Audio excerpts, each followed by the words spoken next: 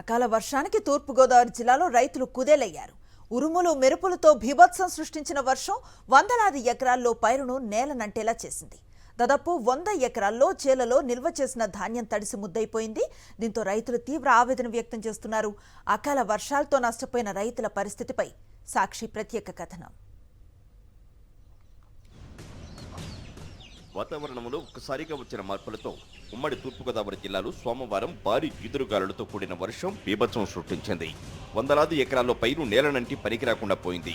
బిక్కవోలు మండలం బలభద్రపురం ప్రాంతంలో అనేక ఎకరాల్లో చేతికొచ్చిన పంట దెబ్బతిని అన్నదాతలకు తీరని నష్టం చేకూర్చింది.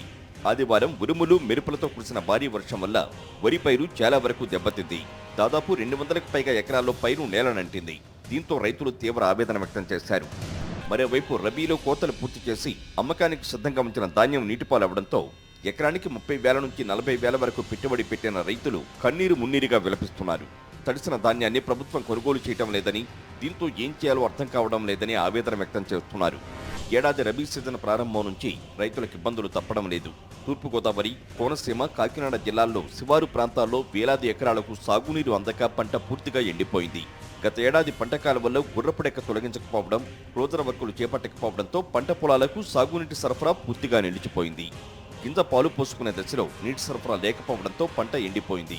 గత ఖరీఫ్లో ప్రకృతి వైపరీత్యాలతో తమ వద్ద ఉన్న పంటను తక్కువ ధరకి అమ్ముకోవలసి వచ్చిందని, ఇప్పుడు కూడా అకాల వర్షాలతో ఇదే పరిస్థితి ఎదురవుతోందని రైతులు ఆవేదన వ్యక్తం చేస్తున్నారు.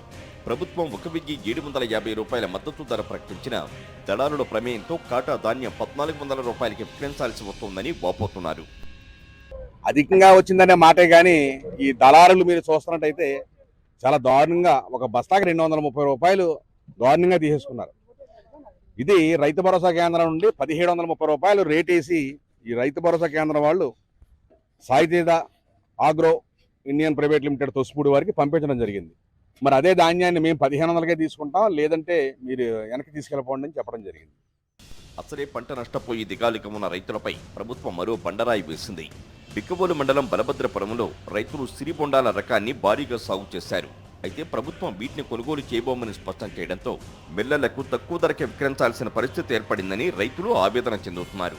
కాటాకు 1,730 రూపాయల ధర నిర్ణయించిన మిల్లర్లు 1,500 కూడా కొనుగోలు చేయడం లేదని వాపోతున్నారు. పట్టుకెళ్ళి రైతు భరోసా కాడికి కట్టుకెళ్తే 14.6 వచ్చిందండి. వాళ్ళు కోపునిచ్చి ఇచ్చారు, మీకు మిల్లుకి ఓకే అయిపోతుందని చెప్పారు. ఆ తర్వాత లోడ్ వేసి పంపించేవాడిని. పంపించిన తర్వాత సాయితేజ రైస్ మిల్ వాళ్ళు తీసుకోకుండా మేము ఇది తీసుకోము అని చెప్పి వెనక్కి పంపేశారండి. సిఎంఆర్కి తీసుకోమన్నారండి. ముందు తీసుకుంటామన్నారు, తర్వాత ఏమో తీసుకోమన్నారండి. మరి అదే పద్ధతి అలాగైతే మేము ఎంత ఇబ్బంది పడవలసి వస్తుంది? అది ఏమన్నా న్యాయంగా ఉందండి వాళ్ళు చేసిన పని?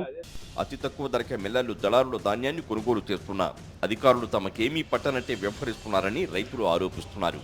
గత ప్రభుత్వంలో భారీ వర్షాలకు పంట నష్టపోతే 24 గంటలు గడవక ముందే అధికారులు వచ్చి పంట నష్టాన్ని అంచనా వేసి రైతులకు మేలు జరిగేలా చర్యలు చేపట్టేవారని, ఇప్పుడు ఆ పరిస్థితి కనిపించడం లేదని ఆవేదన వ్యక్తం చేస్తున్నారు.